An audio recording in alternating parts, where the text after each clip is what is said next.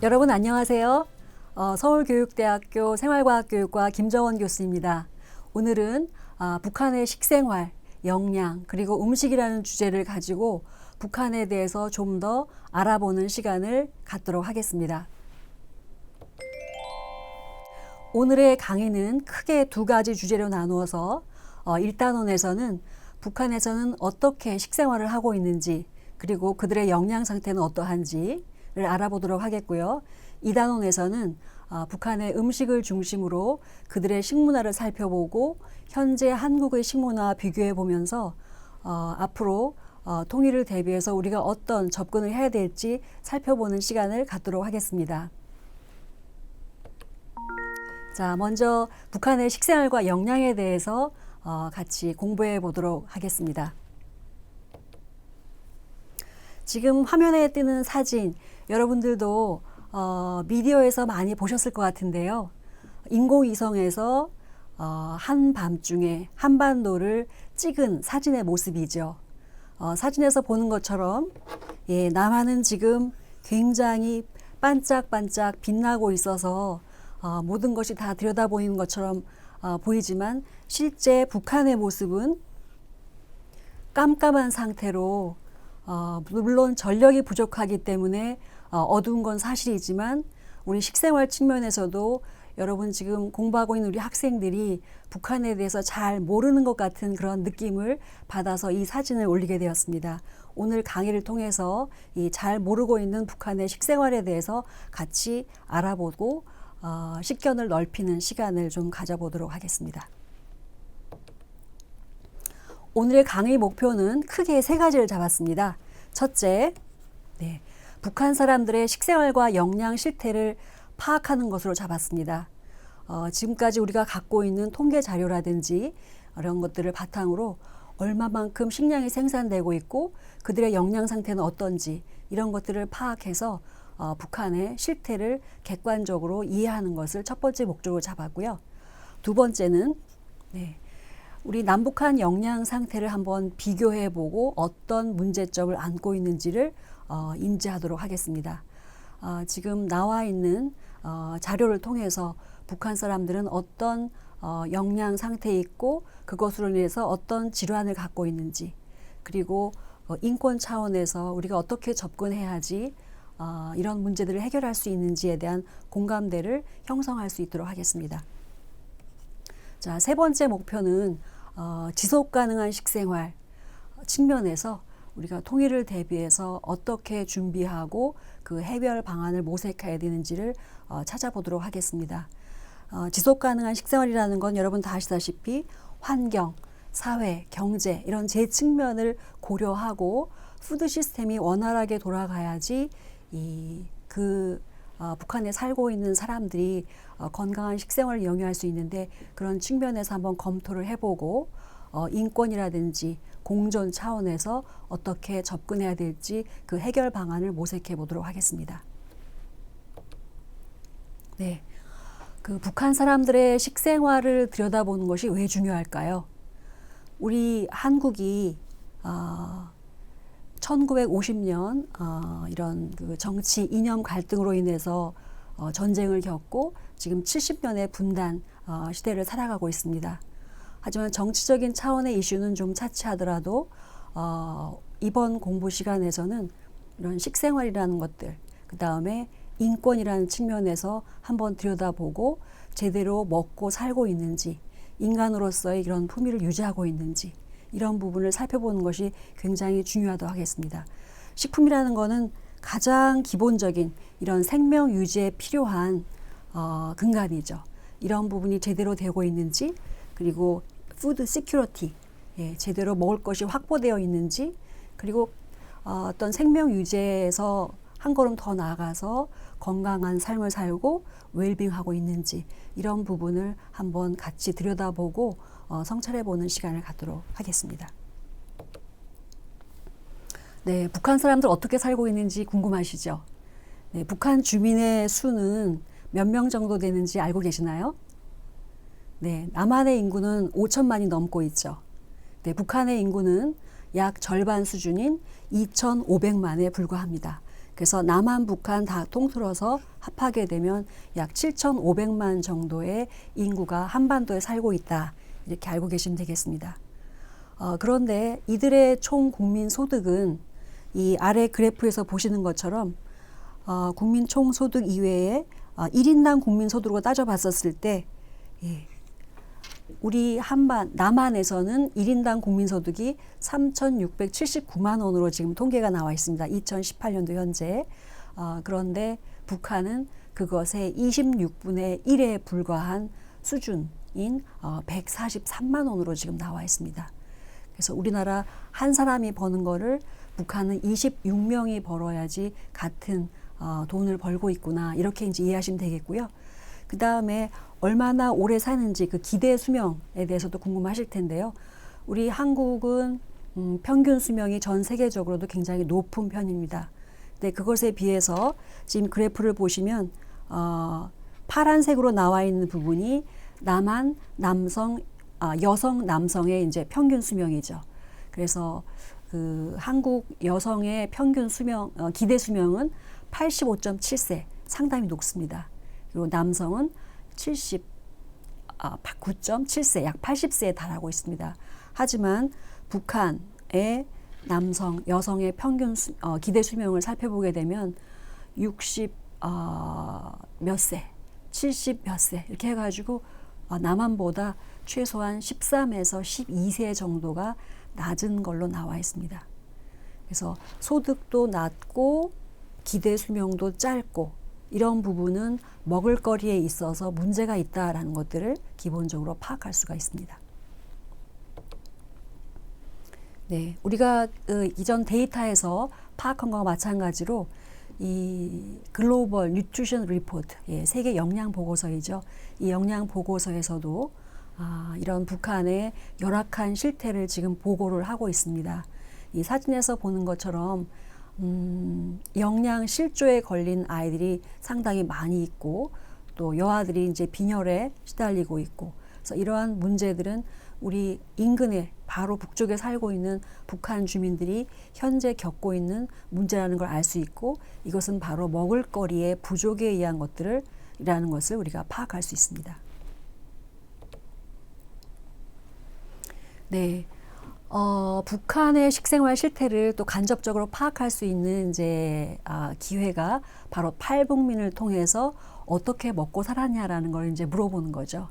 그래서 탈북자들한테 북한에서의 식생활이 어땠냐라고 물어봤었을 때 지금 하루에 몇 끼 먹고 살았습니까라고 여쭤봤었을 때 물론 3끼 먹고 살았다라고 답한 분들도 많이 있었지만 하루에 한 끼밖에 못 먹었다라고 답하는 사람들도 12.8%, 한 끼도 못 먹었다라고 답하는 숫자도 있었었고요. 그리고 주로 무엇을 주식으로 먹었냐 물어봤었을 때 쌀밥을 주로 먹고 살긴 했지만 쌀이 모자랐기 때문에 강냉이랑 5대5로 섞어서 먹었다. 쌀보다는 강냉이를 더 많이 해서 3대7로 먹고 살았다. 거의 강냉이만 먹고 살았다. 이렇게 답한 비율도 상당히 높은 것을 확인할 수 있고요. 특히 이제 고기 섭취 관련해서는 거의 매일 먹는다고 답한 이제 분들도 일부 계셨긴 했지만 대다수가 한 달에 한두 번, 1년에 한두 번 이렇게 이제 그 고기 먹는 횟수가 매우 제한적인 것을 알 수가 있습니다. 그래서 식량 부족, 특히 육류나 이런 부분에 있어서의 접근이 낮았기 때문에 영양 부족을 많이 경험하고 있다는 것들을 탈북자의 입을 통해서도 확인할 수가 있습니다.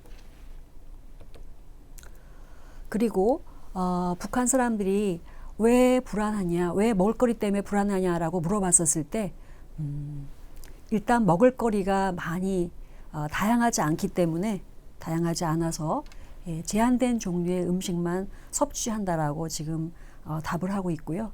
또 자기가 좋아하는 음식이 있어도 구하기도 어렵고 또 없기 때문에 충분히 먹지도 못하고 이런 이유가 가장 이제 큰 응답 요인으로 나왔습니다. 하지만 이제 최근 데이터를 보게 되면 근래 조금 이제 개선된 모습들을 확인해 볼 수가 있습니다.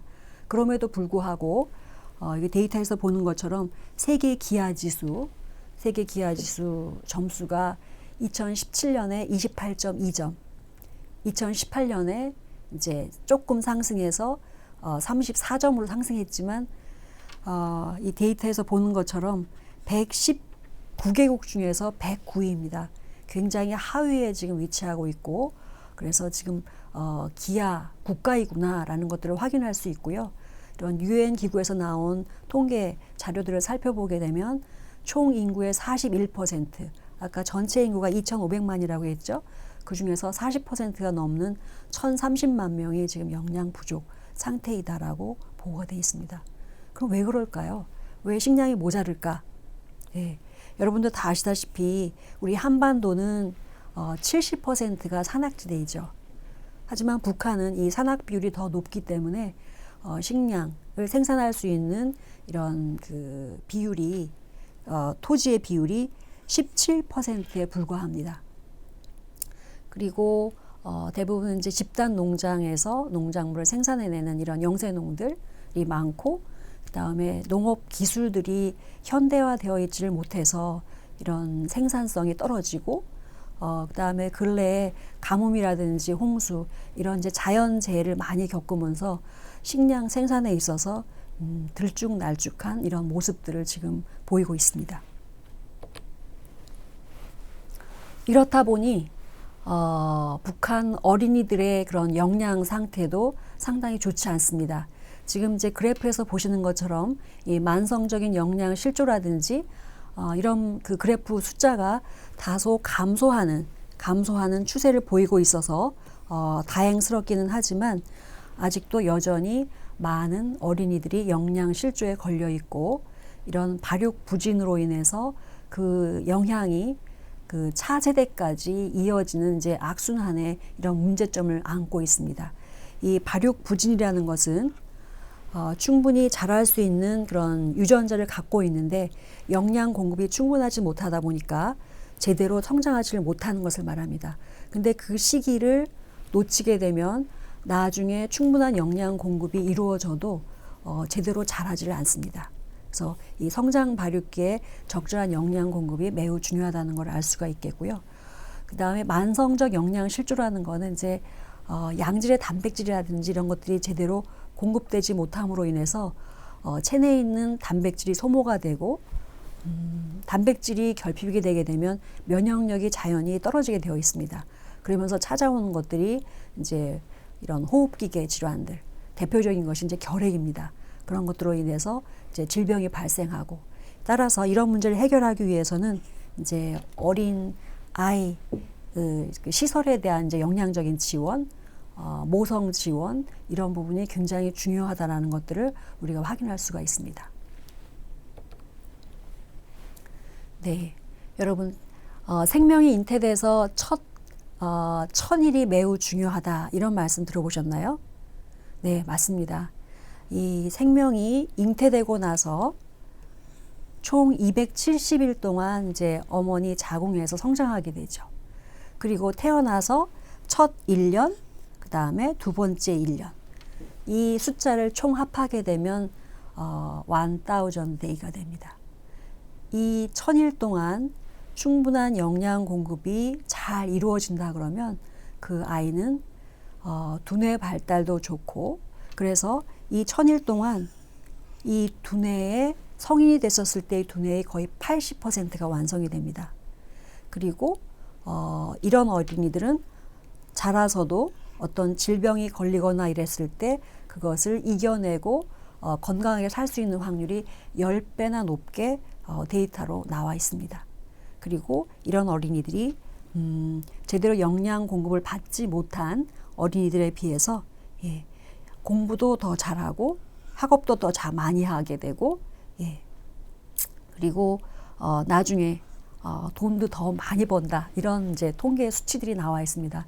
이런 중요성에 따라서 이제 유니세프에서 이 아이들을 위한 The First 1000 Days of Life라는 이제 프로그램을 만들어서 지원을 했는데, 북한에도 이 프로그램이 이제 시행이 됐었습니다. 그래서 유니세프하고 WFP, 유엔 아동기금과 세계 식량 계획이죠. 그래서 여기서 이런 이제 프로그램을 도입을 해서 그 시행을 했고 그 결과가 굉장히 성공적인 것으로 지금 나와 있습니다. 여기 보면 엄청난 돈이 투입된 것이 아니라 1000일 동안 하루에 1달러를 투입을 하는 겁니다. 적은 돈이죠. 하지만 1000일 동안 계속 1달러를 투입을 해서 아이들의 충분한 영양 공급이 이루어지게 했었을 때 나중에 그 결과는 환산해 보면 140배의 생산성과 건강 혜택이 있다라고 보고가 되고 있죠. 그래서 이런 이제 결과들이 아까 그 영양 결핍이라든지 만성 문제점 이런 것들이 조금 해소되는데 기여하지 않았나 이런 이제 생각을 하고 있습니다. 하지만 이제 최근 들어 이런 이제 유엔 국제기구의 사업들이 들어갈 수 있는 루트들이 차단이 되면서 다시 지금 어려움을 겪고 있는 것으로 파악되고 있습니다. 북한은 지금 먹을거리가 어떤 것들이 생산되고 있을까요? 네, 지금 좌측에 나와 있는 그래프를 좀 한번 보시겠습니다. 식량 생산 작물 생산량이 나와 있는데요. 예, 북한과 남한이 지금 비교돼서 나와 있는데요.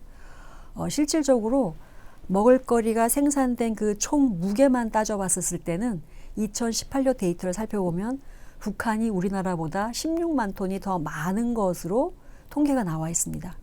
놀랍죠? 하지만 그 실상을 들여다보게 되면 그 많이 생산된 식량의 많은 양이 대부분 옥수수로 이제 나와 있습니다. 북한이 농경지가 많지 않기 때문에 이런 좋지 않은 상황에서도 잘 자랄 수 있는 그런 이제 옥수수를 많이 심다 보니까 이런 양이 많은 것으로 나와 있고요. 이제 남한은 주로 이제 쌀 생산이 가장 먹을거리 생산의 큰 부분을 좀 차지하고 있습니다.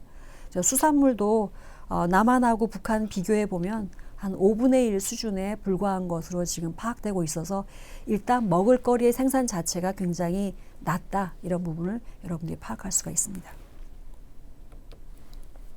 네, 지금 이 북한의 곡물 생산량 그래프를 보시면 알겠지만 좀 증가하는 추세를 보이다가 다시 낮아졌다가 올라갔다가 내려갔다를 지금 반복하고 있습니다.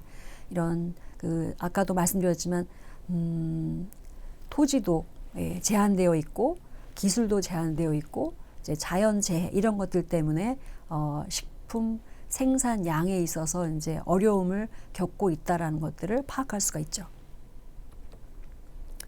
그리고 주로 심는 거는 이제 물론 쌀이 제일 많습니다. 쌀 주로 이제 황해도 지역에서 이제 많이 생산하고 있고요. 그 다음에 이제 옥수수가 제2의 주요 작물로서 지금 생산이 되고 있고 세 번째가 맞습니다. 감자.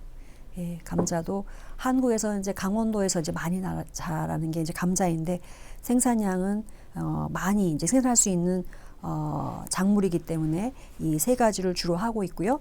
그 다음에 보리, 콩, 기타 잡곡들을 지금 생산하고 있습니다. 제가 이 생산된 총량을 가지고 북한 인구가 아까 2,500만 정도 된다고 했었죠. 그래서 총 생산량을 인구로 나누고 1년에 1인당 몇 킬로그램의 곡물이 돌아갈까를 한번 환산을 해봤습니다. 그랬더니 1인당 하루에 돌아갈 수 있는 양이 497g이더라고요. 근데 이거는 이제 총 생산량이고 실질적으로 가공되고 다른 또 가공대로 쓰이고 실질적으로 국민 1인당 배급되는 정도는 이것보다는 훨씬 낮을 거라는 이제 예측은 할 수가 있습니다. 채소는 어떨까요? 네, 채소도 남한의 5분의 1 수준에 불과합니다. 실제로 이거는 이제 톤이기 때문에 숫자를 보시면 알겠지만 배추, 토마토, 오이, 호박, 고추 우리랑 비슷한 농산물을 생산하고 있죠. 하지만 그 단위를 보게 되면 자릿수가 다릅니다. 그리고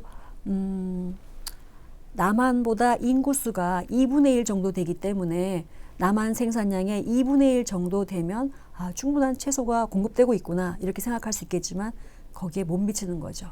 그래서 채소도 충분히 섭취하고 있지는 못하구나라는 것들을 파악할 수 있습니다. 육류는 어떨까요? 여기 재미있는 데이터가 있습니다. 물론 이제 쇠고기, 돼지고기, 닭고기 이런 부분에 있어서도 이 단위 숫자가 다른 부분을 알 수가 있고요. 거의 10분의 1 수준이지만 남한에서는 생산하지 않는 고기가 북한에서는 많이 생산되고 있는 것이 있습니다. 무엇이죠? 네, 맞습니다. 바로 토끼고기입니다. 이 돼지고기만큼 많은 토끼고기를 지금 생산을 하고 있고 염소고기, 그다음에 약간의 양고기까지 지금 생산하고 있습니다. 네, 염소, 토끼, 양의 공통점은 뭘까요? 네, 많은 양의 사료를 필요하지 않고 그냥 들판에 풀어놓게 되면 초식동물로서 고기를 얻을 수 있는 그런 이제 육류 근원이 되겠죠. 그래서 한국과 다른 부분이 바로 이런 토끼고기라는 것들을 확인할 수 있고, 제가 다시 한번 이렇게 총 인구수로 생산량을 나눠봤더니 1인당 돌아가는 육류의 양이 하루에 38.9g에 불과하더라고요. 굉장히 작은 양이기 때문에 이런 동물성 단백질을 얻을 수 있는 근원은 매우 작구나라는 것들을 확인할 수가 있습니다. 계란하고 우유는 어떨까요? 굉장히 좋은 단백질, 그다음에 칼슘의 근원 식품이죠. 그런데 계란도 우리나라보다 5분의 1 수준, 우유는 25분의 1 수준입니다. 여러분 잘 아시다시피 우유라는 거는 칼슘의 근원이고 이 키 성장에 굉장히 중요한 근원 식품이라는 걸 알 수가 있을 텐데요. 지금 우유 공급이라는 것이 원활하지 않기 때문에 평균적인 이런 이제 신장을 살펴보게 되면 이 11세 초등학생 이제 남학생들 키를 한번 비교해 보게 되면 북한은 평균 125cm, 남한은 144cm. 그래서 거의 20cm에 가까운 이런 차이가 나는 것들을 확인할 수가 있고요. 그것이 성인이 되어서도 그대로 이어집니다. 남성 158cm, 네, 그다음에 남한은 173cm로 거의 15cm 이상 차이가 나는 것들을 확인할 수가 있습니다. 그래서 이런 성장 발육 상태만 보더라도 제대로 못 먹고 있구나라는 것들을 확인할 수가 있습니다. 지금 여러분들이 보시는 그래프는 북한 사람들이 먹은 영양소와 그 근원이 어떻게 구성되어 있는지를 보여주는 이제 그래프입니다. 자, 2013년도 데이터를 가져왔는데요. 지금 이제 우리가 얻을 수 있는 최신의 자료가 2013년도여서 북한의 2013년 데이터와 우리나라의 2013년도 데이터를 비교를 해보았습니다. 그랬을 때 총 에너지가 북한은 2094, 남한은 2981. 네, 굉장히 공급량에 있어서부터 차이가 많이 나는 것들을 확인할 수가 있고요. 그 다음에 에너지를 얻는 것도 식물성이 많은 반면에 동물성이 낮다는 것들을 확인할 수 있죠. 네.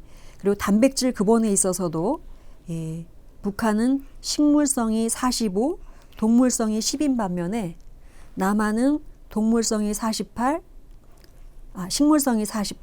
동물성이 50.9로서 비슷하지만 북한은 동물성이 상당히 낮은 것들을 확인할 수가 있습니다. 물론 식물성 단백질이 나쁘다는 건 아니지만 동물성 단백질 섭취가 제한됨으로써 이런 필수 아미노산이 많이 들어있는 이런 양질의 단백질을 얻는데 굉장히 제한적이구나라는 것들을 확인할 수가 있고요. 그다음에 지방질 섭취에 있어서도 북한은 36.4인 반면에 남한은 거의 90에 육박하고 있어서 거의 2.5배 이상의 지방을 남한 사람들이 섭취하고 있구나라는 것들을 확인할 수 있습니다. 이런 측면에 있어서는 남한 사람들이 너무 지방을 많이 먹는 건 아닌가? 이런 이제 반성을 한번 해볼 필요가 있고요. 물론 지금 북한에서는 동물성 지방이 낮긴 하지만 지속 가능한 식생활 차원에 있어서는 너무 많은 동물성 단백질의 섭취는 바람직하지 않다라는 게 전체적인 학자들의 의견입니다. 그래서 이 식물성 단백질을 통해서도 양질의 단백질을 공급받을 수 있다고 하면 북한의 식생활 이런 비율에 있어서는 우리가 과거 1960년대나 70년대의 한국의 식생활 모습과 이제 유사한 모습들을 보이고 있는데요. 그런 측면에 있어서는 한국보다는 지속 가능한 식생활에 좀 가깝다, 이런 이제 말씀들을 드릴 수가 있습니다. 여기 에너지 섭취 비율에 있어서 남한, 북한 제가 비교를 한번 해봤는데요. 너무 많은 지질의 섭취 비율 이런 것들이 지금 한국에서는 문제가 될 수 있다라고 이제 말씀드립니다. 북한의 영유아 사망률도 이제 따져보게 되면 남한에 비해서 거의 6배, 7개 굉장히 높게 나타나고 있어서 영양 공급이 좋지 않으면서 모성 영양도 문제가 있고 아이들도 건강하지 못하게 태어나고 있구나라는 것들을 알 수가 있고요. 그 다음에 이렇게 식생활을 하고 있다 보니까 어떤 질병으로 사망하는지를 살펴보게 되면 상당히 재미있는 결과를 여러분이 확인할 수가 있습니다. 네, 주로 많이 걸리는 질환들이 심혈관계 질환입니다. 이게 지금 명수로 나와 있기 때문에 아까 그 남한 인구가 북한 인구보다 2배인 점을 이제 감안하고 보시면 좋겠는데, 암 같은 경우에 있어서는 북한이 42,000, 남한이 84,000으로 돌아가시는 비율은 거의 비슷하구나라는 것들을 파악할 수 있는데, 심혈관계 질환은 오히려 우리나라보다 훨씬 높게 나타나고 있습니다. 왜 그럴까요? 좀 짜게 먹는 이런 모습들을 확인할 수가 있고요. 그 다음에 당뇨병 발생률은 우리나라보다 훨씬 낮게 나타나고 있습니다. 이것은 우리나라 사람들이 이제 단 거라든지 이런 열량이 높은 이런 음식들을 많이 먹고 있는 반면에 북한은 그렇지가 않아서 좀 낮게 나타나는 것들을 확인할 수가 있고요. 만성 호흡기 질환이 굉장히 높게 나타나고 있는데 바로 영양 결핍 등에 의해서 결핵과 같은 이런 이제 질환으로 사망하시는 비율이 높다라는 것들을 알 수가 있습니다. 즉 먹은 것에 의해서 그것으로 질병을 얻고 사망하게 된다는 것들을 확인할 수가 있습니다. 네, 이런 기본적인 음식들이 식품들이 부족하기 때문에 중국에서 주로 들어오는 것들도 식용유, 밀가루, 담배, 설탕, 과자 아주 기본적인 이제 식품들을 들여오고 있고, 또 여기서 한 가지 눈에 띄는 거는 이제 흡연율이 상당히 높다는 거죠. 그래서 이것도 이제 현재 문제가 되고 있습니다. 여러분 지금까지 살펴본 데이터로 봤었을 때 북한 사람들의 건강 상태 어떤 것 같습니까?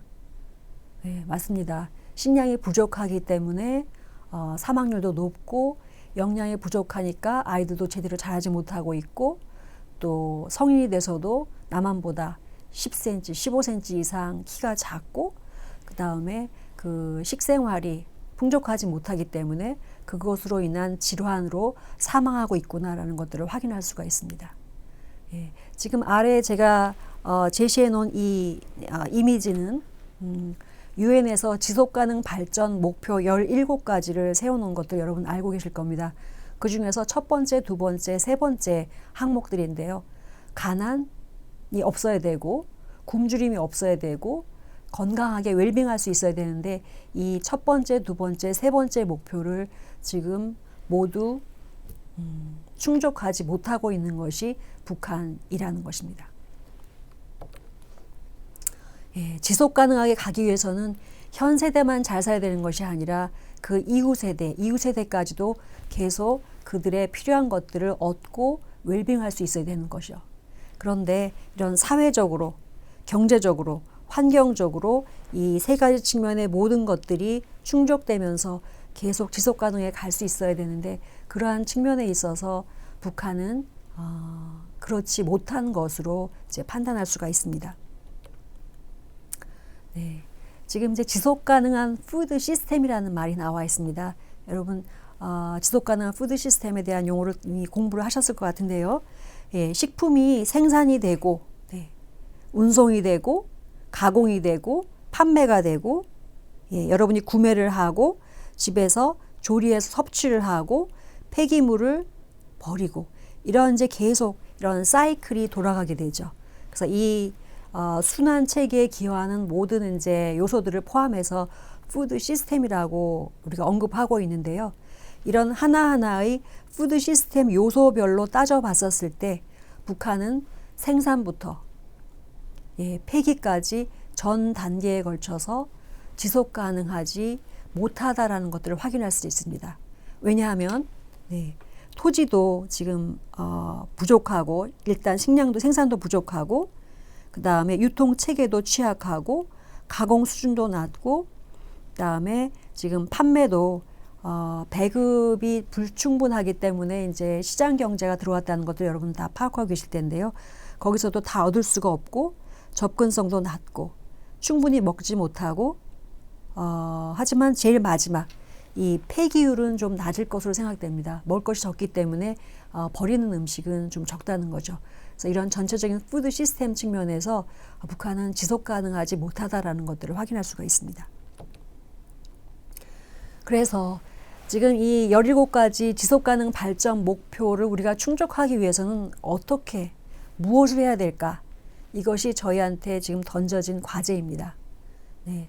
이 17개 중에서 몇 개나 충족시킬 수 있을까? 굉장히 어렵죠. 그리고 시작 단계, 지속가능 발전 목표 1, 2, 3번부터 벌써 충족이 되지 못하고 있습니다. 가장 기본적인 것부터.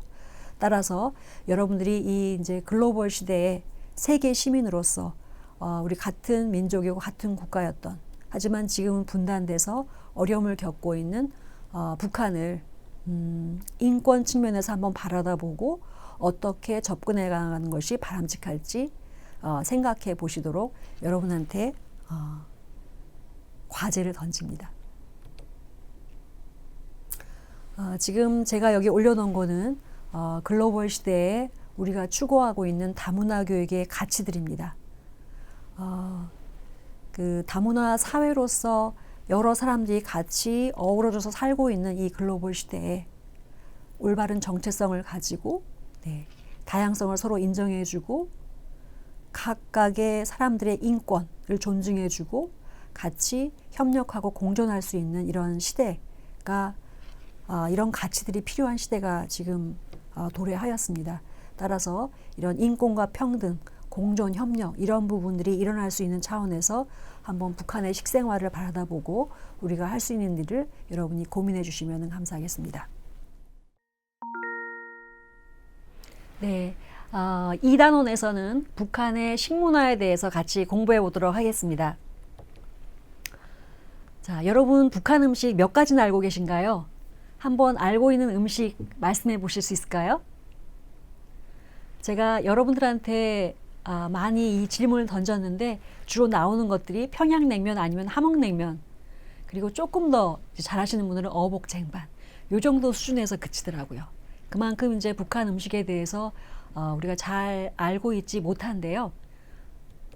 저는 저희 부모님이 이미 두 분 다 돌아가시긴 했지만 개성에서 이제 6.25 때 내려오셔서 살아셨기 때문에 개성 음식들을 많이 먹고 성장을 했습니다.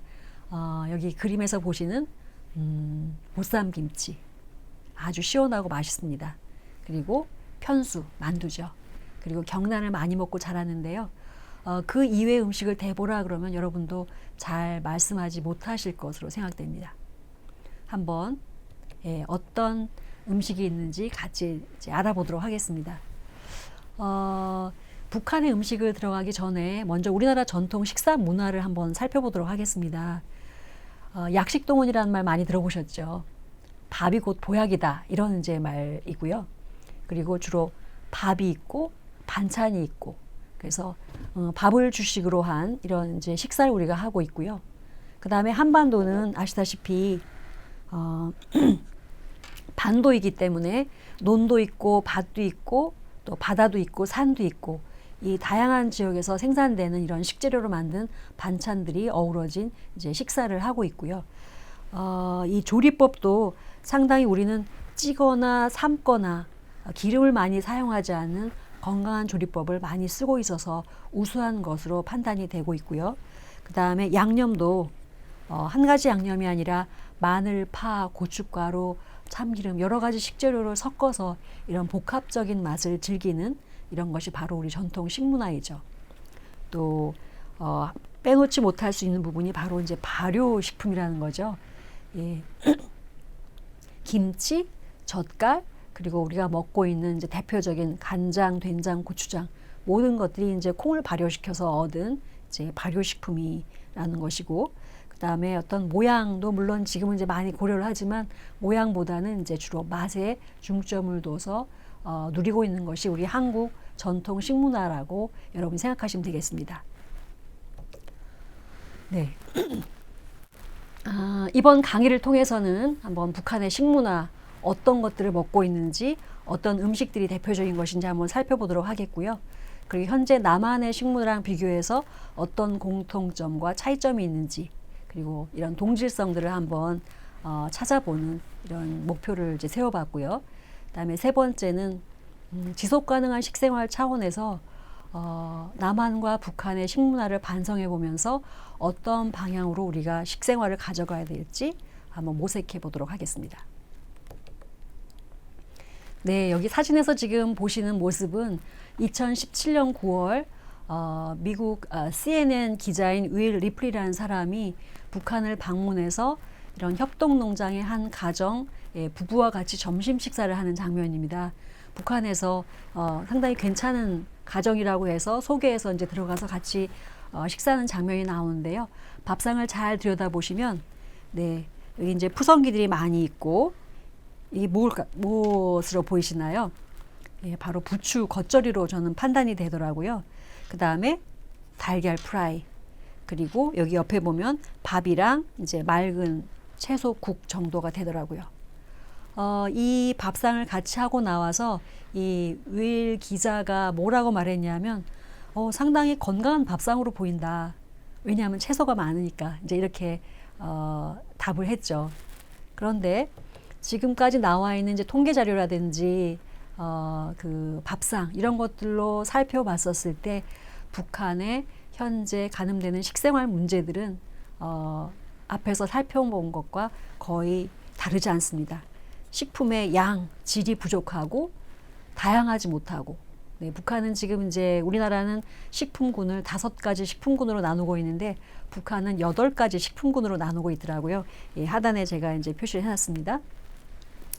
근데 아까 이제 앞에서 본 밥상에서 보면 곡물, 채소, 알류 요 3가지에 이제 그치고 있고요. 단백질 섭취가 부족한 것도 이제 확인할 수가 있었고 그리고 아까 쌈에 싸서 장을 된장 뭐 이렇게 쌈장 같은 걸 얹어서 이제 싸서 먹는 이제 이런 부분이 있는데 염분 섭취가 높은 것으로 이렇게 이제 판단이 됩니다. 네, 북한 사람들은 식품을 어떻게 구입할까요? 네, 2가지 루트가 있습니다. 첫 번째는 이제 배급을 받는 거죠. 협동농장에서 생산된 것을 배급받고 있는데 지금 현재는 이것이 많이 무너져서 굉장히 약화가 된 상태이고 지금은 스스로 시장에서 구입하는 이 장마당에서 구입하는 것이 훨씬 더 큰 비중을 차지하고 있는 것으로 나타나고 있습니다. 이런 장마당이 지금 현재 북한에서는 한 400여 개가 지금 운영되고 있는 것으로 파악이 되고 있고요. 이렇게 자유시장 경제가 들어오면서 돈주라는 돈을 많이 번 이런 사람들이 등장을 하면서 이런 사람들이 호화로운 이런 식문화를 누리는 모습도 관찰이 되고 있습니다. 그리고 평양 시내에 가게 되면 이 사진에서 보는 것처럼 피자 가게도 있고 패스트푸드점도 있고 그다음에 이런 레스토랑 같은 것들이 있어서 외식 이 서구 문화들이 지금 들어와 있는 이런 모습들도 확인할 수가 있습니다. 또한 북한 이제 그 식문화를 들여다보는 한 가지 방법으로 탈북민이 운영하는 식당에서 어떤 메뉴들이 지금 팔리고 있나 이런 것들을 또 들여다볼 수 있겠죠. 지금 여러분 아래 있는 이제 지도를 한번 보시게 되면 인천에 남동공단이라는 곳이 있는데 그 근처에 가게 되면 이 탈북민들이 운영하는 식당들이 많이 밀집되어 있어서 북한 음식을 맛볼 수 있는 기회가 된다고 합니다. 한번 기회가 되시면 찾아가서 맛을 보시면 되겠는데요. 여기 나와 있는 메뉴들을 보면 현재 이제 북한 사람들이 먹는 음식들이 나와 있습니다. 두부밥, 두부 튀겨서 유부초밥과 비슷한 거죠. 두부를 튀겨서 자르고 그 사이에 밥을 넣고 위에다가 양념장을 얹어서 먹는 그런 이제 것이고요. 녹마국수, 이건 이제 우리 뭐 쫄면이라든지 이런 거랑 비슷한 것 같습니다. 전분 국수를 만들어서 여기다가 달콤새콤하게 국수를 만들어서 이제 먹는 것이고요. 속도전 가루로 만든 이제 떡, 예, 옥수가루, 쌀가루 이런 걸 섞어가지고 금방 빚게 되면은 바로 먹을 수 있는 떡이 돼서 이 속도전가루라는 말이 붙었고, 네, 또 쉼떡이라는 거는 이제 우리 한국의 증편과 같은 것이고요. 그다음에 야채 송편은 만두 송편 뭐 거의 중간 정도 되는 것을 생각이 되는데 그 안에 채소를 넣고 이제 만든 것들이고요. 그다음에 손가락 과자라고 보이는데 우리나라의 건빵하고 카스테라의 중간 정도 되는 것으로 보입니다. 그래서 밀가루 반죽해가지고 나중에 이제 설탕을 입혀서 이제 먹는 이런 과자 종류. 네, 그 다음에 이제 북한식 순대 이런 것들이 나와 있는데요. 소박하지만 식재료가 갖고 있는 본래의 맛을 살리는 이제 이런 메뉴들이 지금 북한에서 먹고 있는 음식이다라고 파악할 수가 있겠습니다. 그 음식들에 대한 자세한 설명은 여러분들이 나중에 읽어보시기 바라겠습니다. 그리고 추석 음식은 어떨까요? 네, 남한이나 북한이나 추석은 1년 동안 농사 지은 것들을 거둬들이고 그것으로 만든 음식을 이제 즐기는 풍요로운 이제 명절인데요. 송편이라든지 토란국, 송이산적, 비슷한 음식들을 같이 만들어서 즐기고 있다라는 것들을 이 데이터를 통해서 확인해 볼 수가 있습니다. 네, 추석 상차림도 거의 비슷하죠. 네, 뒤에 병풍이 서 있고 큰 교자상에 앞에다가 이제 수확한 과일들, 나물들, 전들 이런 것들 이제 올려놓고 차례를 지내게 되는데요. 북한과 남한의 차이를 살펴보게 되면 북한은 해산물들이 많이 자리하고 있는 것들을 볼 수가 있고요. 남한은 이제 이런 육류 같은 부분이 이제 올려져 있는 부분들을 볼 수가 있습니다. 그래서 굉장히 유사하구나라는 것들을 확인할 수가 있고 공통적인 식문화를 지금 유지하고 있구나라는 것들을 말씀드릴 수가 있겠습니다. 예, 설날 음식은 또 어떨까요? 네, 설날은 우리 남한에서는 떡국을 꼭 먹어야 되죠. 그래서 떡국, 만두 이런 것들이 이제 올라져 있는데 북한에서 내려오셔서 한국에서 탈북 여성 1호 박사를 받으신 분이 인터뷰한 내용이 나와 있는데요. 북한에서는 설에 떡국 대신에 만두국이나 국수, 순대를 먹는다 이렇게 이제 말씀을 하셨죠. 물론 떡국을 먹을 수도 있지만 그것보다는 만두국이나 순대 이런 것들이 더 이제 우선되는 식품이다라는 것을 확인될 수 있지만 제가 여기 동그라미 쳐놓은 거랑 마찬가지로 북한과 남한 공통된 음식들을 지금 설날에 즐기고 있구나라는 것을 확인할 수가 있습니다. 네. 북한의 이제 지역 향토 음식들을 제가 이제 올려놨는데요. 네, 황해도, 평안도, 네, 그다음에 다음 쪽에 보시면 네, 함경도 이렇게 이제 크게 나눠놨는데 지금 북한은 이거와 다른 이제 행정 체제를 갖고 있긴 하지만 기존 우리가 갖고 있던 이런 그 도로 나눠봤었을 때 크게 이 세 지역으로 나눠볼 수 있는데요. 황해도는 또 곡창지대이기도 하고 쌀도 많이 나고 바다와 인접해 있어서 이제 많이 식량을 얻을 수 있는 식품을 얻을 수 있는 이제 그런 풍족한 지역이죠. 그래서 쌀밥, 잡곡밥, 고기, 두부, 풍성한 곡식들을 활용해서 이제 밥상을 차리는 것들을 이제 볼 수가 있고요. 평안도는 이제 약간 북쪽이기 때문에 그 다양한 채소, 산채, 어물 같은 것들을 확인할 수가 있고요. 또 큼직하면서도 소담한 이런 이제 밥상을 차리는 것을 알 수가 있습니다. 하지만 그 패턴은 주식이 있고 찬이 있고 떡, 후식 이렇게 이제 나눠놨는데 기본적인 패턴은 비슷한 것을 확인할 수가 있습니다. 네, 함경도 지역은 산악지대가 많죠.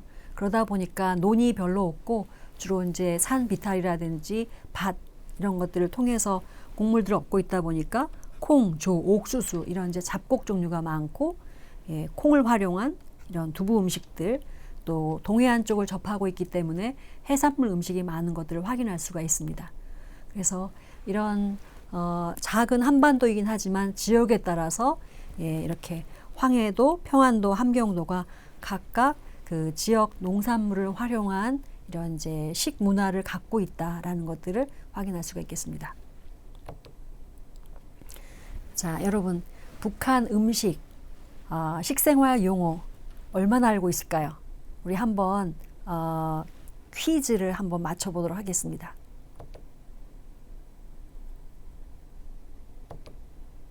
네, 닮은 듯 다른 남북한의 말 어떻게 다른지 한번 퀴즈를 통해서 맞춰보도록 하겠습니다. 어젯밤 꼬부랑국수도 먹고 고기겹밥도 먹었지요. 동물 살까기 포기했습니까? 이런 대화가 나오죠. 뭘까요? 네, 맞습니다. 라면, 햄버거, 다이어트입니다. 우리나라는 굉장히 많이 이제 외래어를 쓰고 있는데 북한은 한국어를 잘 살려서 실감나게 표현하고 있다는 것들을 이제 알 수가 있고요. 오늘 밥과 찔개 뭐 입니까? 닭알말이랑 낙지야요. 이랬습니다. 네, 도시락 반찬, 달걀말이, 낙지는 오징어라는 거죠. 재밌죠? 이거는 식품과는 상관이 없지만 문지기, 구석차기, PT는 네, 다 잘 맞췄을 것 같은데요. 우리나라 축구 골키퍼 코너킥, 피나는 노력 이런 이제 말이죠. 그다음에 도넛도 가락지빵, 어묵도 물고기떡, 볶음밥은 기름밥, 젤리는 단묵, 빙수는 단 얼음 이렇게 이제 지금 표현을 하고 있습니다. 네, 이거 넘어가도록 하겠고요. 네, 몇 개나 맞추셨나요? 네, 같은 음식 가지고 조금 다르게 지금 쓰고 있다는 걸 확인할 수가 있고요. 계란소는 뭘까요? 네, 단백질. 남새는 채소. 에스키모. 에스키모인들이 들으면 좀 놀랄 텐데요. 아이스크림입니다. 젓가루. 네, 분유고요. 찔개 아까 배웠죠? 반찬이고요. 칼슘 사탕은 말 그대로 칼슘이 들어있으니까 어린이 영양제를 일컫고요. 푸른 차는 바로 녹차였습니다. 재밌죠? 이제 이렇게 다른 용어를 지금 사용하고 있구나라는 것들을 알 수가 있고요. 네, 또 지금 김정은 2010년대 이후에 이제 김정은이 집권하면서 드러나는 이제 문헌에 이제 등장하는 음식들, 용어들을 이제 모아놓은 것들인데요. 비슷한 것도 있지만 약간 다른 것들도 있는데 아까도 얘기 드렸지만 이제 눈에 띄는 것이 육류 중에서 토끼고기 볶음, 토끼고기 국 같은 것들이 이제 등장하고 있어서 우리 남한과는 좀 다른 이질감을 조금 느낄 수 있고요. 그 다음에 가두배추라는 것이 채소에 있는데 가두배추라는 거는 바로 양배추를 일컫습니다. 그래서 양배추라는 말이 이제 최근에 다시 등장했다라고 이제 볼 수가 있고요. 그 다음에 푸초나물이라는 것이 있습니다. 우리는 이제 부추라고 부르는데 이것을 이제 푸초나물이라고 해서 영양가가 높은 이제 채소로 지금 이제 나오고 있습니다. 북한에서도 영양 교육을 하고 있습니다. 그래서 찰칵이가 찍은 사진이라는 이제 19분짜리 애니메이션인데 여러분들 기회가 되시면 한번 유튜브에서 검색해서 보시기 바랍니다. 콩에 이제 콩이 매우 좋은 식품이다라는 것들을 이제 어린이들한테 알려주기 위해서 만든 애니메이션인데 애니메이션의 질은 다소 낮기는 하지만 여러분들이 한번 보시면은 이렇게 여기서도 교육을 하고 있구나 이렇게 이제 알 수가 있겠습니다. 자, 북한 음식 보고 나셨더니 어떠셨어요? 남한을 조금 차이가 있는 부분에 있어서 좀 반성할 부분들도 여러분이 확인할 수가 있습니다. 예, 곡물이 굉장히 많다. 우리는 밥 좀 안 먹고 있죠. 육류가 적다. 우리는 육류를 많이 섭취하고 있죠. 꾸밈 없이 소박한데 우리는 조금 많이 꾸미고 가공이 많습니다. 좀 심심해 보이지만 물론 먹을 때는 양념장 같은 것들을 넣어서 짜게 섭취하고 있는 문제점이 있긴 하지만 겉으로 봐서는 좀 심심해 보이지만 실제 북한 사람들도 매운맛을 많이 즐긴다고 합니다. 근데 우리나라 이제 지금 외식 문화들이 많이 이제 보편화됐는데 맵고 짜고 달고 이런 부분은 조금 반성해야 되지 않나 이런 생각도 해봅니다. 그래서 이제 남한과 북한의 동질성을 찾아보면 밥 중심 식사이고 김치 같은 채소 많이 먹고 장도 먹고 설날 문화도 비슷하다. 아직 동질성을 유지하고 있구나. 이런 부분도 파악할 수가 있고요. 그 다음에 식문화의 계승 정도에 있어서는 유사한 것 같지만 이제 우리 남한은 외식 문화들 굉장히 많이 들어오면서 전통 식사와는 약간 벗어난 지방 섭취가 높은 부분은 좀 반성해야 될 부분으로 보이고요. 그 다음에 북한은 식량 부족으로 인해서 지금 제대로 잘 섭취하고 있지 못한 부분들을 지금 반성해 볼 수가 있겠습니다. 자, 지금 현재 우리 1인 가구도 많이 늘어나고 있어서 조리보다는 사 먹고 아침 건너뛰고, 네, 또 돈이 없어서 못 먹는 것이 아니라 그냥 불균형한 식사 때문에 질병이 발생하기도 하고, 네, 음식물 쓰레기도 굉장히 많이 발생하기도 하고, 이런 이제 식생활 문제점을 갖고 있는데, 이런 부분을 북한을 보면서 조금 반성해야 하지 않나, 이런 생각들을 이제 해봅니다. 그리고 19년에 이제 잇 란셋 위원회에서 제안한 지속 가능한 식생활 모델이 있습니다.